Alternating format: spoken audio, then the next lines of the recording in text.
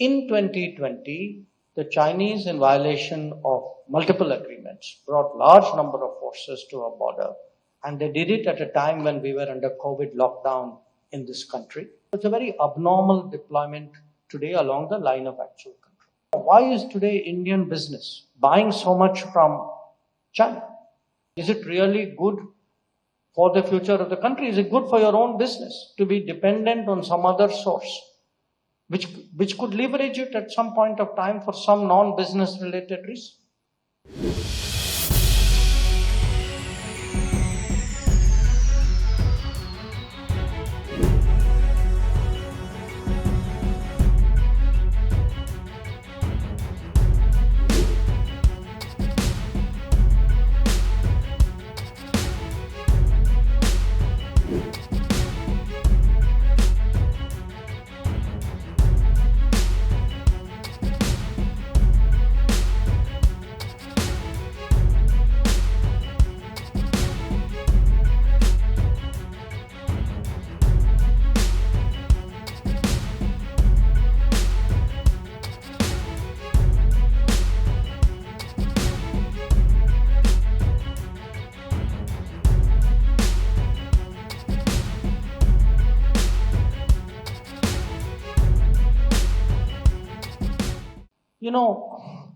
We had a 1962 experience.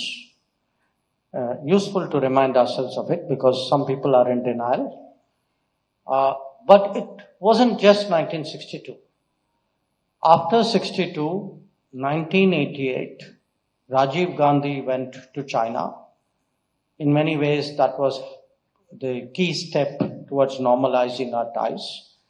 And then there was a very clear understanding that we will discuss our boundary differences, but that we will maintain peace and tranquility on the border, and the rest of the relationship will carry on. From 1988, that has been the basis for the evolution of our ties. There have been issues. I'm not disputing that. What changed now is what happened in 2020. In 2020, the Chinese, in violation of multiple agreements, brought large number of forces to our border, and they did it at a time when we were under COVID lockdown in this country. Presumably, that may have had some bearing on somebody's calculation.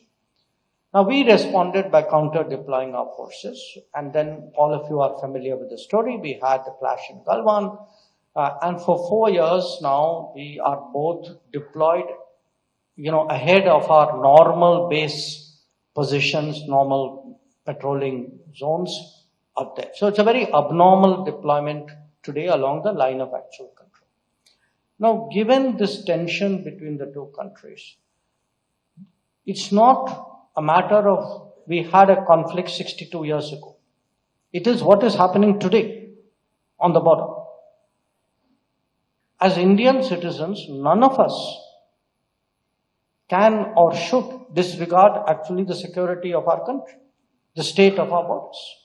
So we cannot carry on with the rest of life saying, that's not our concern. That is our concern. It's our country. It's our line of actual control.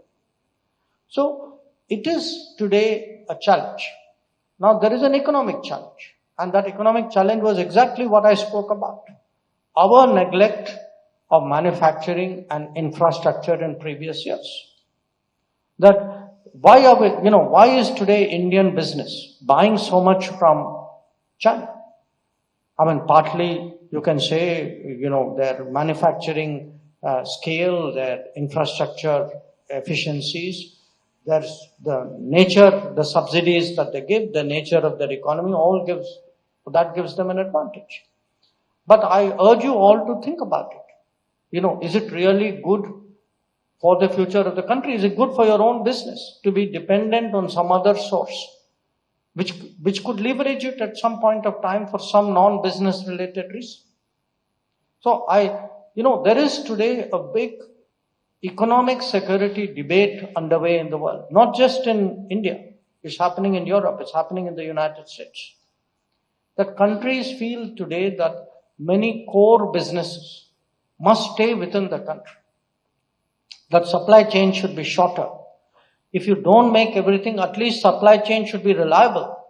It should be, this concept of what is called friendshoring.